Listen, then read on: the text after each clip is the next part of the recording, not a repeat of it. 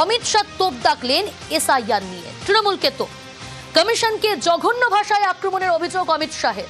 বাংলাতেই শুধু বিচার বিভাগের হস্তক্ষেপ, এমনটাও দাবি করলেন অমিত শাহ।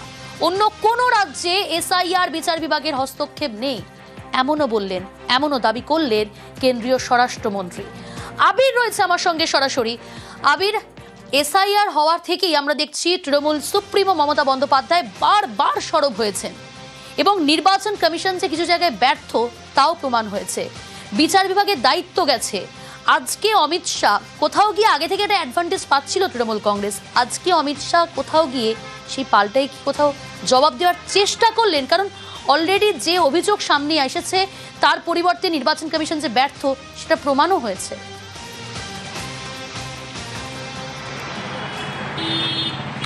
দেখো, গত নভেম্বর মাস থেকে এসআইআর ইস্যু নিয়ে দুপক্ষের মধ্যে যে রাজনৈতিক যে তর্ক বিতর্ক তা চলছে। গত নভেম্বর, ডিসেম্বর, জানুয়ারি, ফেব্রুয়ারি, মার্চেরও নির্বাচন ঘোষণা হওয়ার আগের পর্ব পর্যন্ত এই তর্ক বিতর্ক আলোচনা হওয়ার সুযোগ বা জায়গা। আর নির্বাচন ঘোষণা হয়ে যাবার পর যখন কিছুদিনের মধ্যে প্রথম দফার ভোট হতে চলেছে তখন এই ধরনের বক্তব্য আসা, তার মধ্যে ফারাক রয়েছে। প্রথমত হচ্ছে, তুমি জানো যে এই রাজ্যের বিভিন্ন জায়গা, বিশেষত গ্রামীণ অঞ্চলগুলোতে প্রচার করতে নেবে তৃণমূল কংগ্রেসের তরফ থেকে এই এসআইআর ইস্যু নিয়ে যে বক্তব্য তুলে ধরা হচ্ছে, সেখানে তারা বারবার ধরে কি উল্লেখ করছেন বা বলার চেষ্টা করছেন যে যারা লাইনে দাঁড়িয়েছেন, যারা এখনো পর্যন্ত সাপ্লিমেন্টারি তালিকাতে নিজেদের নাম দেখতে পাননি, হেনস্থা হয়রানির শিকার হতে হচ্ছে, সেই মানুষগুলোর কি হবে। এবং মানুষকে এই লাইনে দাঁড় করিয়ে আসলে বারবার ধরে তাদেরকে সমস্যার মধ্যে ফেলে দেওয়া হয়েছে। এবং এই কথাটাই বারবার ধরে বিভিন্ন সভাগুলোতে মমতা বন্দ্যোপাধ্যায়, অভিষেক বন্দ্যোপাধ্যায় নিয়মিত বলে চলেছেন। আজকে অমিত শাহ যে বক্তব্য রেখেছেন তাতে মনে করা হচ্ছে অমিত শাহ আসলে তাদের দলের নেতা কর্মীদেরকে কার্যত আত্মবিশ্বাস বাড়ানোর জন্য এই প্রসঙ্গের তিনি অবতারণা করেছেন।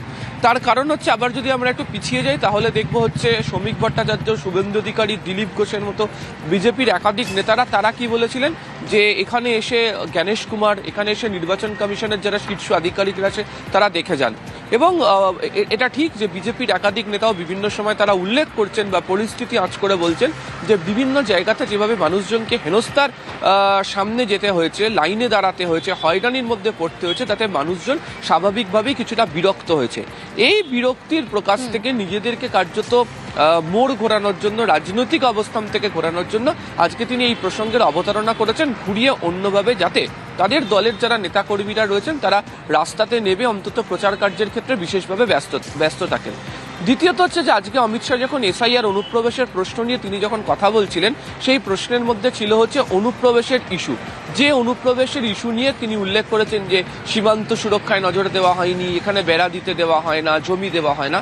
পাল্টা তৃণমূল কংগ্রেস বলার জায়গা তৈরি করেছে যে আসাম, ত্রিপুরা থেকেও প্রত্যেকদিন একাধিক অনুপ্রবেশকারী ধরা পড়ছে। সেখানে বিজেপির রাজ্য সরকার রয়েছে, কেন্দ্রীয় সরকার বিজেপি রয়েছে, সেখান দিয়ে তাহলে সেখানে কিভাবে প্রবেশ করছে। আর তৃতীয়ত হচ্ছে, এখানেও সীমান্ত থেকে তাদের যে নজরদারির যে সীমা সেটাকে অনেকটা বৃদ্ধি করে নিয়ে যাওয়া হয়েছে। তারপরেও তাহলে কেন্দ্রের যে সুরক্ষা বাহিনী বিএসএফ তাহলে কি করছে, তারা তাহলে কোথাও গিয়ে ব্যর্থ হচ্ছে। এই প্রচারও তৃণমূল কংগ্রেস গেছে। তো এই প্রচারের পাল্টা যদি রণকৌশল তৈরি করতে হয়, বিজেপিকে তাদের প্রচারের জায়গাতে যেতে হয়, সেখানে গিয়ে এই যে এই রাজ্যের ক্ষেত্রে বিচার বিভাগীয় হস্তক্ষেপ হয়েছে, আদালতের নজরদারিতে গোটা বিষয়টি চলছে, এখানে দাঁড়িয়ে কমিশনের কাজ সঠিকভাবে তারা করে উঠতে পারেনি বলে কমিশন দেখছে, সেটাকেই কার্যত ঘুরিয়ে আজকে অমিত শাহ হাজির করেছেন। তাতে অনেকেরই মত হচ্ছে যে তৃণমূল কংগ্রেসের পাল্টা প্রচার কৌশলের বিরোধিতা করতে নেমে আসলে দলের নেতাকর্মীরা যাতে ময়দানে নেমে লড়াই করতে পারেন, কার্যত তাদের কাছে এই বার্তা পৌঁছে দেওয়ার জন্য এই কৌশল গ্রহণ করেছেন কেন্দ্রীয় স্বরাষ্ট্রমন্ত্রী। বেশ আবির, चुनाव आयोग जैसी संवैधानिक संस्था पर गाली गलौज करना ये बंगाल की संस्कृति को शोभा नहीं दे। मैं आज एसआईआर के बारे में भी खुलकर बताना, एसआईआर पूरे देश भर में हो रहा, कहीं पर जुडिशियल ऑफिसर नहीं लगाने पड़े, सिर्फ बंगाल में लगाने पड़े। कारण क्या है? यही चुनाव के अंदर तमिलनाडु में भी एसआईआर हुआ, कोई कोर्ट केस नहीं हुआ। केरल में भी एसआईआर हुआ, कोई कोर्ट ने केस नहीं हुआ। तमिलनाडु में डीएमके की सरकार है, केरल में कम्युनिस्टों की सरकार है। बंगाल में ऐसा क्या हुआ कि सुप्रीम कोर्ट ने जुडिशियल ऑफिसरों को लगाना पड़ा? इस बात का जवाब ममता बनर्जी ने बंगाल की जनता को दिया। आपके डिस्ट्रिक्ट मजिस्ट्रेट निर्भीक रूप से काम नहीं किए, इसलिए सुप्रीम कोर्ट ने जुडिशियल ऑफिसर्स को लगाना पड़ा है। और एसआईआर पर वो जो आरोप कर रही है, मैं आज बंगाल की जनता को पूछना चाहता हूं, जो घुसपैठियों को वोटर बनाकर यहां रखा गया है, उनको क्या बंगाल का भविष्य तय करने का निर्णय देना है या नहीं देना है? वो बंगाल की जनता ने तय करना है। मैं भारतीय जनता पार्टी की ओर से स्पष्ट कर देना चाहता हूं, सिर्फ वोटर लिस्ट से नहीं, देश भर से एक एक घुसपैठियों को हम चुन कर देश के बाहर निकालने के लिए संकल्पबद्ध है और ये मेरी पार्टी का एजेंडा है। ममता जी को जो आरोप लगाना है वो लगाएं। সীমান্তে কাঁটাতার নিয়েও তৃণমূলকে তোপ দাগলেন অমিত শাহ। ক্ষমতায় আসার ৪৫ দিনে এই কাঁটাতার, রাজ্যে ৬০০ কিলোমিটার কাঁটাতার নেই বলেই অভিযোগ অমিত শাহের। দুই প্রতিনিধি রয়েছে কোচবিহার থেকে এবং মালদা থেকে। সেবক রয়েছে আমার সঙ্গে এবং শুভঙ্কর। আমি প্রথমে সেবকের কাছে যাব। সেবক, জেলার কতটা এলাকা সীমান্তবর্তী এবং একই সঙ্গে অনুপ্রবেশ ইস্যু কতটা এখানে গুরুতর?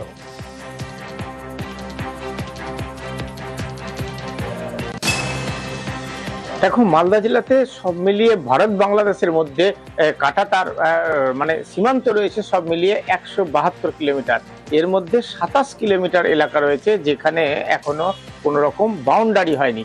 এর মধ্যে কয়েক কিলোমিটার এলাকা রয়েছে যেটা রিভার বাউন্ডারি, বাকি কিছু এলাকা এরকম যেখানে স্থল পথ রয়েছে, অথচ কাঁটাতারের সীমানা এখনো তৈরি করা যায়নি।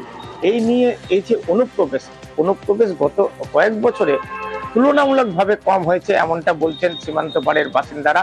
তবে এখনো মালদহের তোমার বৈষ্ণবনগরের সুখদেবপুর, একই সঙ্গে হবিবপুরের কেদারুপাড়া, এইসব সীমান্ত এলাকা রয়েছে যেগুলি কাঁটাতার বিহীন রয়েছে এখনো, এবং এগুলিকে স্পর্শকাতর বলা হচ্ছে বা অনেক ক্ষেত্রে গরু পাচার বা অন্যান্য কিছু ফেন্সিডিল, মাদক এই ধরনের পাচারের ক্ষেত্রে এইসব সীমান্ত দুষ্কৃতীরা ব্যবহার করে, এমন অভিযোগও মাঝে মধ্যে শোনা যায়। কখনো কখনো সীমান্তের ওপার থেকে ভারতীয় সীমান্ত এলাকায় ঢুকে ফসল কেটে নেওয়া, এমন অভিযোগও করেন কৃষকরা। সব মিলিয়ে এই সীমান্তর যে এলাকা সেখানে কাঁটাতারের বেড়া দেওয়া জরুরি, একথা স্বীকার করছেন সীমান্ত পাড়ের বাসিন্দারাও। কিন্তু সব মিলিয়ে অনেক দিনই কেটে গিয়েছে, কিন্তু এখনো নিশ্চিত করে যে কাঁটাতারের বেড়া দেওয়া সম্পন্ন করা, এটা কিন্তু কাজ এখনো হয়নি। বেশ কিছুদিন ধরে কাঁটাতারের সীমান্ত যে তৈরি সেটা কিন্তু বন্ধ রয়েছে বা হয়। বেশ, অর্থাৎ সীমান্তে কাঁটাতার নিয়ে তৃণমূলকে তোপ দাগলেন অমিত শাহ। ক্ষমতায় আসার ৪৫ দিনেই কাঁটাতার। আর কি বললেন শুনুন। मैं आज ममता बनर्जी जी को स्पष्ट पूछना चाहता हूं कि घुसपैठिए इतने आ गए कि आपकी सरकार सो रही है। मुझे मालूम है वो कहेगी कि बीएसएफ क्या कर रही है। बीएसएफ तभी रोक सकती है जब आप बॉर्डर पर बाढ़ लगाने की हमें भूमि दे। 600 किलोमीटर बाढ़ अधूरी रह गई। हमारे होम सेक्रेटरी यहां आकर आपको मिलकर गए, मैं खुद आकर आपकी ऑफिस में मिलकर गया, मगर आपने बाढ़ लगाने की भूमि नहीं दी, क्योंकि घुसपैठियों की वोट बैंक आप बनाना चाहते। हमने कोई पॉलिटिकल ईगो नहीं रखा, हमने आपके साथ संवाद किया, संपर्क किया, पत्र व्यवहार किया, मगर आपने हमें भूमि नहीं दी है। कोई बात नहीं ममता दीदी, आपके पास बहुत कम समय है। 6 मई को भारतीय जनता पार्टी की सरकार बनेगी और 45 दिन में सभी भूमि बाढ़ के लिए जो उपलब्ध कराना है वो भारत सरकार को बंगाल की भारतीय जनता पार्टी की सरकार उपलब्ध करा देगी और हम घुसपैठ को रोकेंगे। সীমান্তে কাঁটাতার নিয়ে তৃণমূলকে যেমন তোপ দেখেছেন এবং একেবারে ডেডলাইন ক্ষমতায় আসার ৪৫ দিনেই কাঁটাতার। কোচবিহার থেকে রয়েছে আর এক প্রতিনিধি শুভঙ্কর। শুভঙ্কর, তোমার কাছেও জানতে চাইবো যে এই জেলার কতটা এলাকা সীমান্তের মধ্যে পড়ছে এবং অনুপ্রবেশ সমস্যা আদৌ রয়েছে কিনা।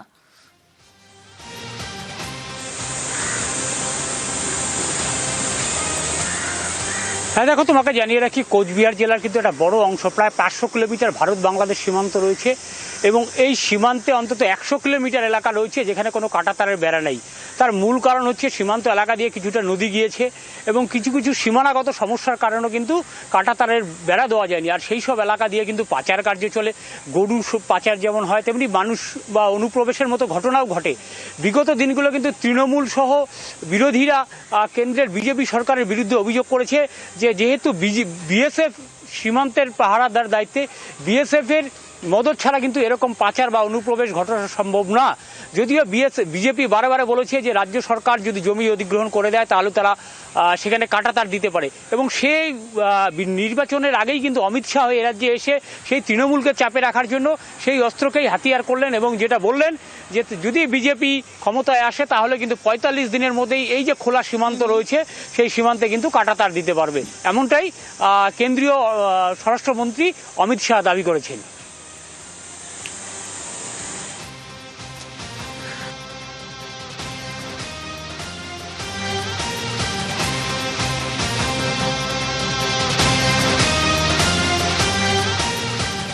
শাহের মন্ত্রকের রিপোর্টে শাহের বিরুদ্ধে হাতিয়ার তৃণমূলের। রাজ্যে এসে চার্জশিট পেশ করে নারী সুরক্ষা নিয়ে সরব কেন্দ্রীয় স্বরাষ্ট্রমন্ত্রী। বিজেপি শাসিত উত্তরপ্রদেশে, মহারাষ্ট্র, রাজস্থানে নারী সুরক্ষা তলানিতে। পাল্টা আক্রমণে ব্রাত্য বসু। হাতরাস উন্নয়ের উদাহরণ টেনে বিজেপিকে নিশানা। সীমান্ত সুরক্ষা নিয়ে বিজেপিকে তো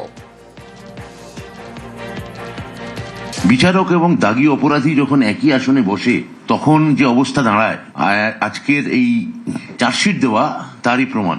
আপনি এখানে এসে তৃণমূলকে চার্জশিট দিচ্ছেন আর বলছেন নারী সুরক্ষা নেই। আপনার দপ্তরের রিপোর্ট সব থেকে বেশি অসুরক্ষিত রাজ্য হচ্ছে উত্তরপ্রদেশ, দ্বিতীয় হচ্ছে মহারাষ্ট্র এবং তৃতীয় হচ্ছে রাজস্থান। প্রায় 2 লক্ষ কোটি টাকা আপনারা আমাদের আটকে রেখেছেন, সীমান্তকে সম্পূর্ণ অসুরক্ষিত অবস্থায় রেখে দিয়েছেন। বলছেন ডেমোগ্রাফি পাল্টে গেছে। কি করতে হবে ডেমোগ্রাফি আবার ঠিক করার জন্য? এই রাজ্যে আর একটা গুজরাট ঘটাতে হবে?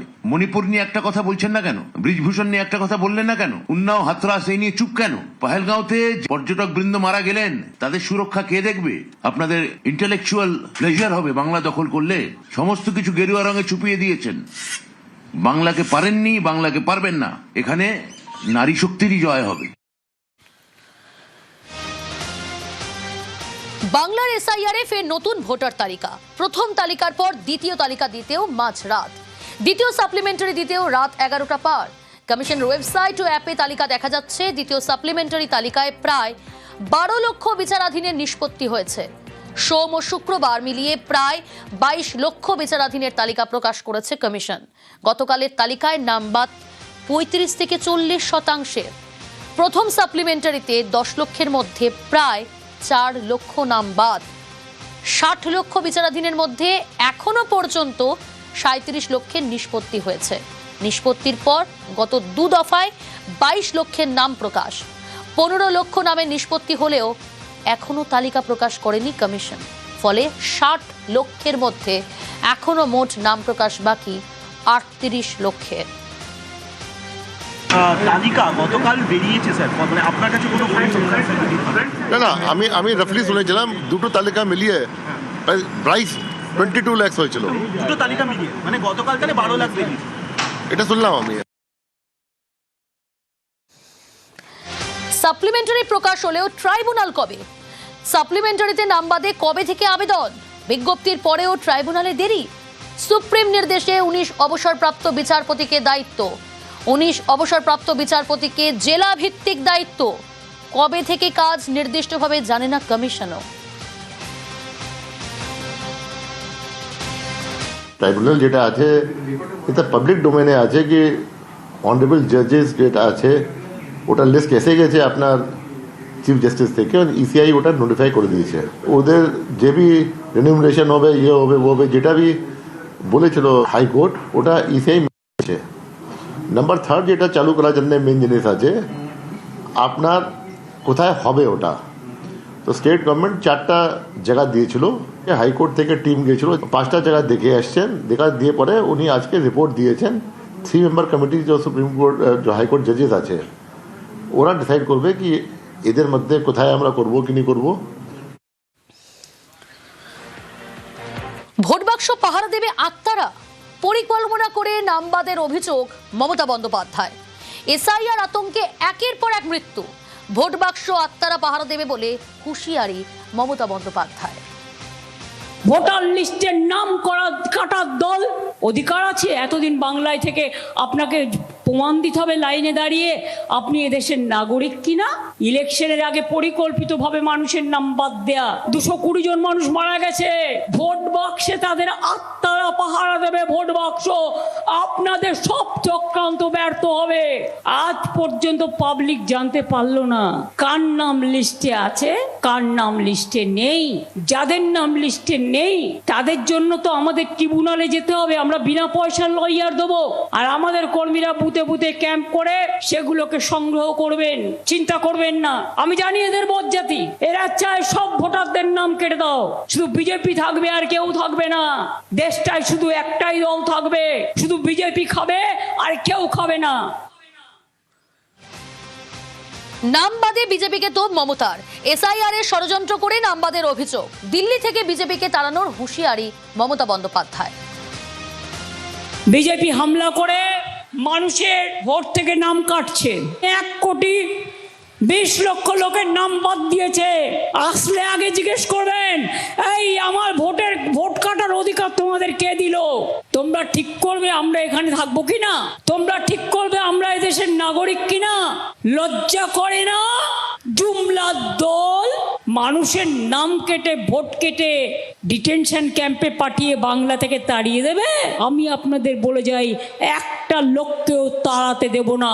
তার আগে বিজেপিকে তাড়াবো, আগে বাংলা থেকে তাড়াবো, তারপরে সব দলকে নিয়ে দিল্লি থেকে তাড়াবো। তার কারণ এরা থাকা মানে দেশের বিনাশ, দেশের সন্ত্রাস। ভোটার তালিকায় নাম বাদ যাওয়ায় বিক্ষোভ। দুটি বুথে সেখানে 655 জনের নাম বাদ। হাসনাবাদের সেখানে একটি ব্লক এবং সেখানে দুটি বুথ, 252, 253, আর সেই দুটি বুথে 655 জনের নাম বাদ। আর এই দুই বুথে ভোটারের সংখ্যা 1800। হাসনাবাদের হাবাসপুর ব্রিজে আগুন জ্বালিয়ে বিক্ষোভ। পরিস্থিতি নিয়ন্ত্রণে হাসনাবাদ থানার পুলিশ এবং কেন্দ্রীয় বাহিনী।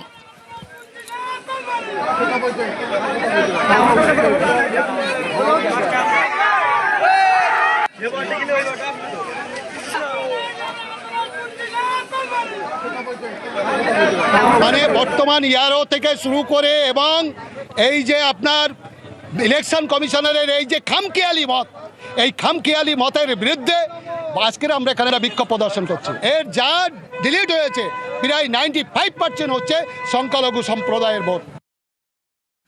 দুটো পার্ট আছে, 252, 253, দুটো পার্টে প্রায় 500 মতো নাম ডিলিট হয়েছে। আমাদের দাবি যাদের বৈধ পেপার আছে তাদের নাম ডিলিট তুলে দিয়ে তাদের নাম তুলে দিতে হবে। আমাদের এখানে 4 ঘন্টা অবরোধ চলছে। আমরা স্থানীয় প্রশাসনের মারফতে আমরা আশ্বাস পেয়েছি যে আমাদের নাম আবার পুনরায় সংশোধন হবে, সেই জন্য আমরা রাস্তা অবরোধ তুলে দিয়েছি। ইসলামপুরে সেখানেও ভোটকর্মীদের বিক্ষোভ। ভোটার তালিকায় নাম তোলার দাবিতে বিক্ষোভ। নির্বাচন কমিশনের বিরুদ্ধে অভিযোগে সরব ভোটকর্মীরা। আজ থেকে ইসলামপুর পলিটেকনিক কলেজে শুরু হয়েছে তাদের ট্রেনিং। প্রশিক্ষণ শুরুর আগে বিক্ষোভ। ভোটকর্মীদের অভিযোগ, তাদের অনেকেরই নাম বিচারাধীন তালিকায়। ভোট দেওয়ার অধিকার না থাকলে কেন ভোটকর্মী হিসেবে কাজ করবে, প্রশ্ন তাদের। নির্বাচন কমিশনের কাছে প্রশ্ন করব যে আমাদের ভোট দেওয়ার অধিকার থাকবে না কেন? যতক্ষণ পর্যন্ত এই ভোটার লিস্টের নাম সুনিশ্চিত করা হবে না, আমরা এই শিক্ষক সমাজ এবং কর্মচারীরা রয়েছেন অনেকে, আমরা কোনো মতেই ভোটের ডিউটিতে যাব না। আমরা কেউ এখনও ভোটের ট্রেনিংয়ের জন্য ভিতরে প্রবেশ করিনি। আমাদের যতক্ষণ পর্যন্ত নাম সুনিশ্চিত করা হবে না ভোটার লিস্টে, আমরা আমাদের নিজেদের নাম দেখতে পারবো না। আমরা এই ডিউটি সবাই মিলে বয়কট করব। বিচারাধীন ফার্স্ট পোলিং অফিসার আরামবাগের বিএলও মনিরুদ্দিন মল্লিক কমিশনের সাপ্লিমেন্টারি তালিকায় বিচারাধীন। ভোটারদের বুথে ঢোকার পর আইডেন্টিটি চেকের দায়িত্বে ফার্স্ট। আরামবাগের মায়াপুর 1 পঞ্চায়েতের 158 নম্বর বুথের বিএলও মনিরুদ্দিন। 28 মার্চ ও 4 এপ্রিল ভোটের প্রশিক্ষণ রয়েছে তার। লিস্টে নাম না থাকায় আতঙ্ক, উদ্বেগ। 2011 সালে যে প্রথম বিধানসভা হয় দিন থেকে আমি ভোটের ডিউটি করি। এইবারও ফার্স্ট পোলিং ডিউটি এসেছে আর কি। নিজের নাম নেই, আমি ভোট করতে যাব, এটাও একটা অবাক লাগছে। আর কি হবে সেটা টেনশনের ভেতর আছি। যাদের আন্ডার অ্যাডজুডিকেশন আছে তাদের নাম হয়তো বাদ দিতে পারে। একটা হয় মানে আমাদের ইআরও লেভেল থেকে বা ইআরও লেভেল থেকে হয় না, ডিও লেভেল থেকে হয়। চিঠিটা আসে বেশিরভাগই ওনারাই সিলেক্ট করেন। দেগঙ্গায় বিএলওর মৃত্যু, এসআইআর এর কাজে অতিরিক্ত চাপে মৃত্যু, এমনটাই দাবি করা হচ্ছে পরিবারের তরফ থেকে। হৃদরোগে আক্রান্ত হয়ে দেগঙ্গার আমুলিয়া বিএলওর মৃত্যু হয়েছে। 194 নম্বর বুথে মোট ভোটার 1191, বিচারাধীন 129 জন। দেগঙ্গায় বিএলওর মৃত্যু, এসআইআর এর কাজে অতিরিক্ত চাপে মৃত্যু পরিবারের তরফ থেকে দাবি করা হচ্ছে। হৃদরোগে আক্রান্ত হয়ে দেগঙ্গার আমুলিয়ার বিএলওর মৃত্যু। জিয়াউল রয়েছে, আরো ডিটেল জানবো। জিয়াউল, পরিবারের তরফ থেকে ঠিক কি অভিযোগ সামনে আনা হচ্ছে? তিনি কি অসুস্থ ছিলেন? দেখো, দেগঙ্গার আমুলিয়া গ্রাম পঞ্চায়েতের 194 নম্বর বুথের বিএলও হচ্ছে মনিরুল ইসলাম তরফদার। ফলে সেখানে কিন্তু 1191 জন ভোটার, তার মধ্যে 129 জন ডিলেট করা হয়েছে। অর্থাৎ 100 বিচারাধীন ছিল, সেখানে 94 জনের কিন্তু ডিলেট করা হয়েছে। ফলে এই যে বারংবার ডিলেট করা হচ্ছে, ফলে এ নিয়ে কিন্তু যে সমস্ত ভোটাররা, তাদের বক্তব্য যে সমস্ত ডকুমেন্টস বিএলওর কাছে তুলে দেওয়া হয়েছে, তারপরেও কেন এই একের পর এক ব্যক্তি বা প্রায় 94 জন ব্যক্তিকে সেখানে ডিলেট করা হয়েছে। ফলে এই নিয়ে কিন্তু এই বিএলওর উপর একটা প্রেসার ক্রিয়েট করা হচ্ছিল এলাকার মানুষের পক্ষ থেকে, এবং তিনিও কিন্তু অনেকটা ভেঙে পড়েছিলেন। এবং তার বক্তব্য, তিনি সমস্ত ডকুমেন্টস রেডি করে একেবারে সাবমিট করেছেন, তারপরেও এই 94 জনের নাম কিন্তু বাদ গেছে। এবং তা নিয়ে কিন্তু একটা আতঙ্ক বা তিনি একটু চিন্তাগ্রস্ত ছিল। ফলে সেখান থেকেই হৃদরোগে মৃত্যু হয়েছে, এমনটা পরিবারের অভিযোগ। এবং এলাকার মানুষের যেটা দাবি, যে তিনি বিএলওর কাছে যখন চাপ দিচ্ছিলেন, বিএলও কিন্তু ইআরও থেকে শুরু করে অন্যান্য নির্বাচন আধিকারিকদেরকে তিনি বারংবার জানাচ্ছিলেন, কিন্তু কোন রকম ভাবে কোনো সদুত্তর ওদিক থেকে পাচ্ছিলেন না। ফলে তিনি ভেঙে পড়ছিলেন। তার কারণ সমস্ত ডকুমেন্ট, সেখানে বৈধ নাগরিক বছরের পর বছরে সেখানে বসবাস করছে, সমস্ত কাগজপত্র দেওয়ার পরেও কিন্তু এই অর্থাৎ প্রায় 94 জনের নাম বাদ দেওয়া হয়েছে। ফলে এখান থেকে তিনি চিন্তাগ্রস্ত হয়ে গেছিলেন, এবং তা থেকে চিন্তা করতেই তার হৃদরোগে মৃত্যু হচ্ছে, এমনটা পরিবারের অভিযোগ। এবং সবটাই নির্বাচন কমিশন যেভাবে প্রেশার ক্রিয়েট করা হচ্ছে, ফলে তার জন্যই কিন্তু এই বিএলওর মৃত্যু হচ্ছে, এমনটাও এই পরিবার অভিযোগ করছেন। ফলে সবটাই নির্বাচনের গাফিলতি, নির্বাচন কমিশনের গাফিলতি দায়ী করছেন পরিবার। ফলে এই একটা বিএলওর যেভাবে মৃত্যু হয়েছে, ফলে ইতিমধ্যে একটা আতঙ্কের পরিবেশ তৈরি হয়েছে। ফলে যেভাবে এই মনিরুল ইসলাম তরফদারের মৃত্যু, ফলে এলাকায় একটা শোকের ছায়া তৈরি হয়েছে। ওর স্বামী স্কুল টিচার ছিল, আবার বিএলওর কাজ করতো। উনি এই কাজের জন্য বহু জায়গায় বহু বাড়ি বাড়ি ঘুরে বেড়াতো। রাত দিন ঘুম হতো না টেনশানে, খাওয়া দাওয়া ঠিক মতো করতো না, বাড়িতে রেস্ট পাতো না। নাম বাদ যাওয়ার কারণে উনি খুব টেনশন করছিল। টেনশন করতে করতে উনি আজ ভোরবেলা হার্ট অ্যাটাক করেছিল। দ্বিতীয় সাপ্লিমেন্টারিতে উঠল শশী পাঁজার নাম। সাপ্লিমেন্টারি লিস্টে নাম শ্যামপুকুরের তৃণমূল প্রার্থীর। প্রথম সাপ্লিমেন্টারিতে নাম ছিল না, দ্বিতীয় সাপ্লিমেন্টারিতে উঠল শশী পাঁজার নাম। সাপ্লিমেন্টারি লিস্টে নাম শ্যামপুকুরের তৃণমূল প্রার্থীর।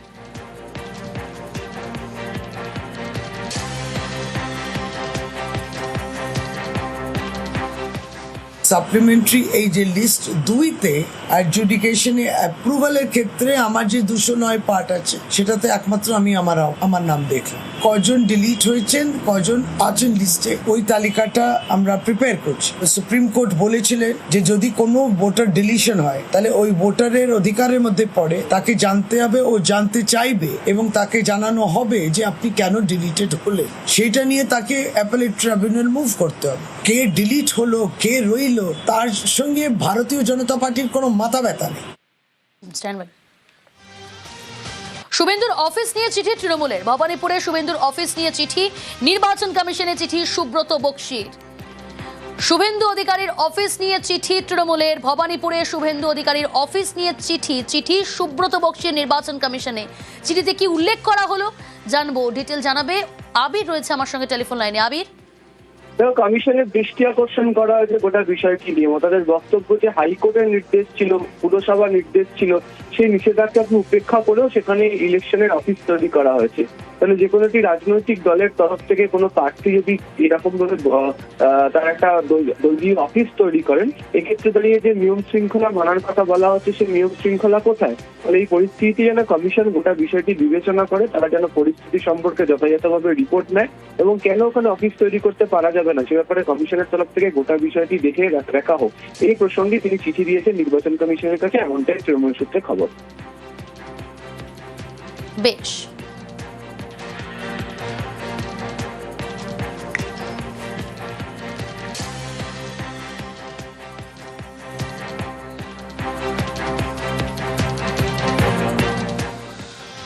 আর এবার নজর ওয়েদার আপডেট। আজও কালবৈশাখীর পূর্বাভাস। দক্ষিণবঙ্গের বিভিন্ন জেলায় দুর্যোগের সম্ভাবনা। সন্ধে বা রাতের দিকে ঝড় বৃষ্টির সম্ভাবনা রয়েছে, কয়েক জায়গায় হতে পারে শিলাবৃষ্টিও।